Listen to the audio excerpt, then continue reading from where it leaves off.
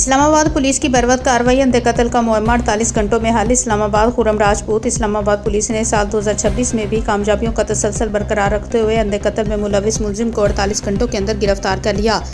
مقتول شیخ عبدالرؤف کے قتل میں ملوث ملزم واجد خان کو جدید تفتیشی ذرائع کی مدد سے حراست میں لیا گیا ہے۔ ڈی آئی جی اسلام آباد محمد جواد طارق کے مطابق ملزم کی گرفتاری کے لیے S S P investigation Muhammad Usman Tariq but اور ایس ایس پی آپریشن قاضی علی رضا کی سربراہی میں خصوصی پولیس ٹیمیں تشکیل دی گئی ہیں۔